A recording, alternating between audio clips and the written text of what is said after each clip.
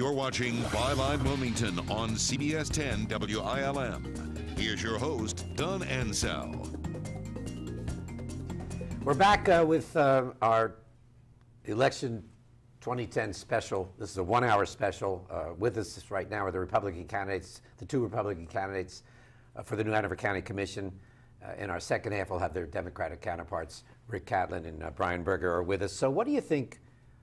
And I'm sure you have a litany, but maybe we can condense it to the most important or the biggest problems facing the county. Rick, what do you see?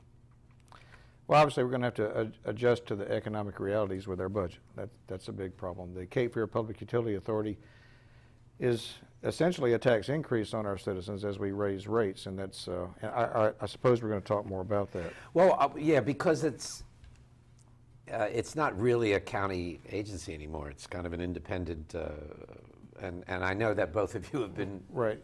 And I'd like to get back to that. But, we will. But along the list, we've got some environmental issues that Titan raises the environmental awareness of some of these issues, but EPA has just established a new sulfur dioxide standard that's going to put New Hanover County into a non-attainment status that will be in it for 20 years, and that basically will take the existing industries will have to come into compliance. They may choose to leave, and new industries will not be able to come here. It may affect our bond ratings. What can the county do about that? Well, what would you do as a county commissioner? Okay, I've already called EPA, and I'm trying to establish a contact. There is something called a early action compact. Because Progress Energy is going to be converting to natural gas in about 4 years, right, and the non-attainment is 2 years, we might be able to get them to defer that, so that because our air will be clean, and it's a real black mark on our county to have that designation when we don't deserve it. So if we can get a early action compact or some kind of an agreement with EPA and be able to defer that, it would save our taxpayers a lot of money and be a lot better for the county. Okay, you brought up the environment. Well, Don, do you support Titan Cement? Well, I was opposed to it from the beginning. Because of the environmental risks or because of the incentives?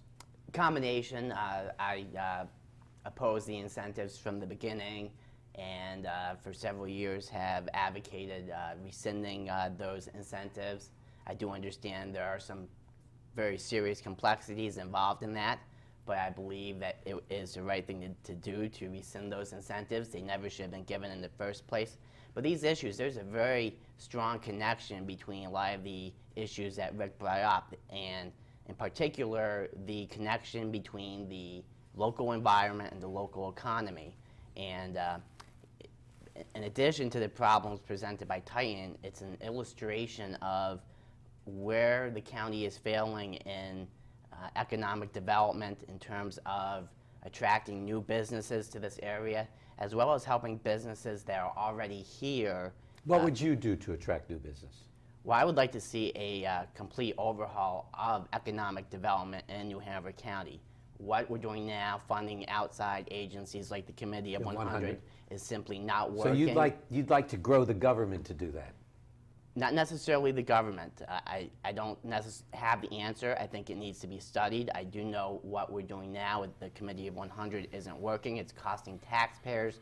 It's not attracting good new businesses. They've had a pretty good track record, actually, in attracting business. Well, I would have to disagree with you there, Don. I mean, we pay their executive director more than the Vice President of the United States, but you really have to go back to, if you put Titan aside, which they're responsible for, you have to go back really about 7 years to Verizon to find a big success. We've seen some other failures where companies promised to create a certain number of jobs, and because of economic circumstances that may not have been in their control, they weren't able to produce those jobs. So we really need to take a look at the economy here and consider the environment. So you are not for growing government to take on that responsibility, or you are?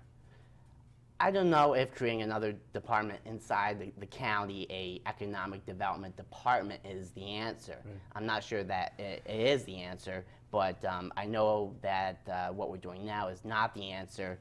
I think we need to take a serious, comprehensive look at it and come up with the best solution. Rick, your take on Titan?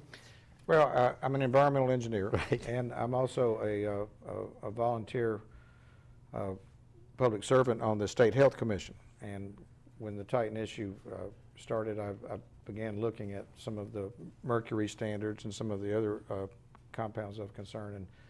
And there's a real lack of connection between the various reviewing agencies. In other words, the air quality people and the water quality people don't necessarily talk to each other. So, and Titan is a big sulfur dioxide contributor. So if they were built and we were trying to do an early action compact, that would cause us Do you support them coming here?